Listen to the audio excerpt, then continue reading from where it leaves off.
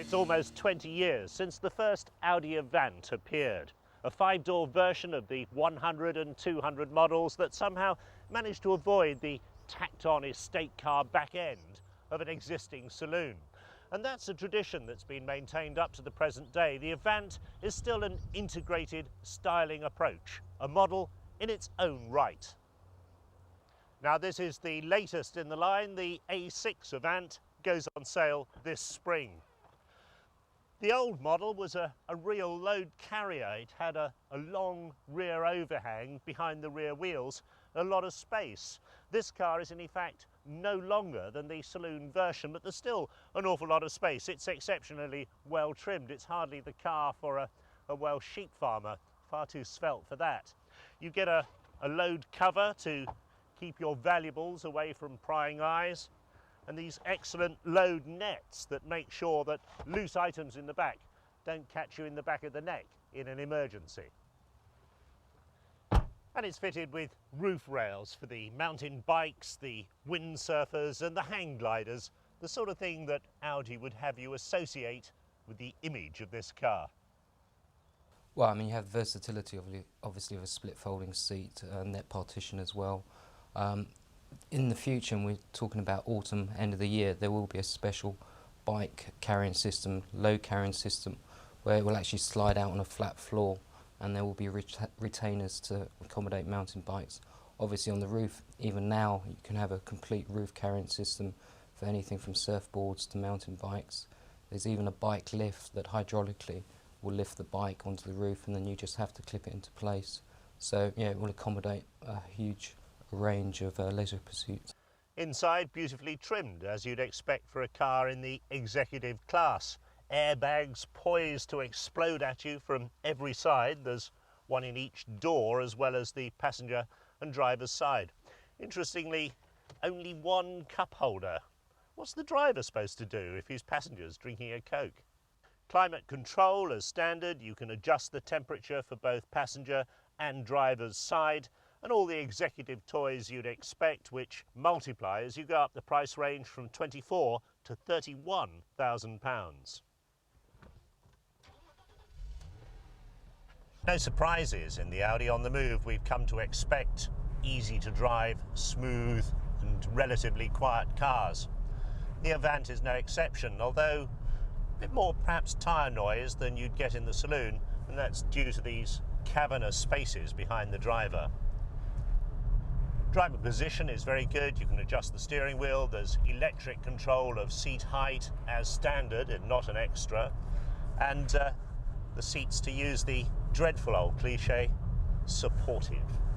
Sophisticated in-car entertainment as standard, but I'm very disappointed to find that there's no controls for the radio up here on the steering wheel. My pet fear is always looking down to fumble with the radio and look up just in time to have ERF engraved on your forehead.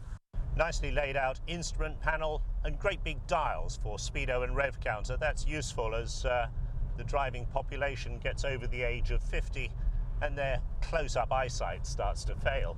Germans have always gone for uniformly black interiors, and research said it made people feel depressed after a while. They're starting to change a bit, little elements of grey here and there, and the roof lining is light grey, but there's an awful lot of black still in here. An excellent feature is the oddment stowage in the bottom of the door panel here with these locking lids. Excellent idea, lots of capacity, and it means things don't fall about when you've put them in there.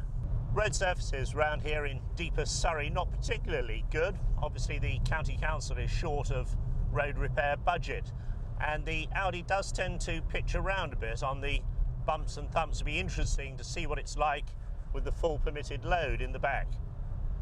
The ride is good, but personally not as good as, for instance, the 5 Series Touring, which is the obvious competitor. And not content with simple old anti-lock brakes, this car also gets electronic brake force distribution and electronic differential lock and anti-skid regulator traction control. In other words, Audi are determined you're not going to play the lunatic in their car. The Avant gets the same complicated spread of engines that Audi insist on offering. The 1.8 turbo, the 2.4 V6, a 2.8 V6, and later on a 2.7 twin turbocharger high-performance version. In addition, there's 2 diesel engines. It must be the part manager's nightmare. And you can have front-wheel drive, 4-wheel drive, 5-speed manual, 6-speed manual, or a 5-speed automatic. Pays your money, takes your choice. The way we look at it is we offer a very wide engine spread to cover all budgets, all tastes, from an entry-level 1.9 TDI with very good fuel economy right up to a 2.8 Quattro with 4-wheel drive, 193 horsepower, and a good solid mix of V6s in the middle, offering lots of torque and engine flexibility. Which do you think is going to be the most popular? We would predict the 2.4 V6, that's where we see the centre of gravity moving up, 165 horsepower, a lot of torque. The V6 TDI, which is very new for Audi, first V6 diesel we've ever offered, that should prove very popular as well. Indeed, that has more torque than the 2.8 petrol, which is quite phenomenal. So diesel is going to be an important segment to you? Oh, for sure, and historically we've outperformed other manufacturers. Direct injection, they're very quiet, phenomenal fuel economy for big cars. I mean, the 1.9 TDI offers fuel economy that maybe an Astra or a compact car offers. Yet you have all the style and added safety of a big car. And the V6, as I say, has more torque than the petrol. It's an indication of Audi's attention to detail that the stylists were not happy with the saloon car's windscreen and A-pillars. They didn't quite blend with the shape of the Avant.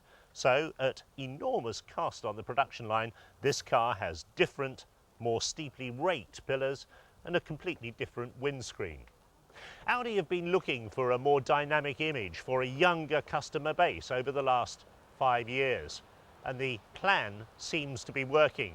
As one manager said to me not so long ago, it's been like launching a new franchise.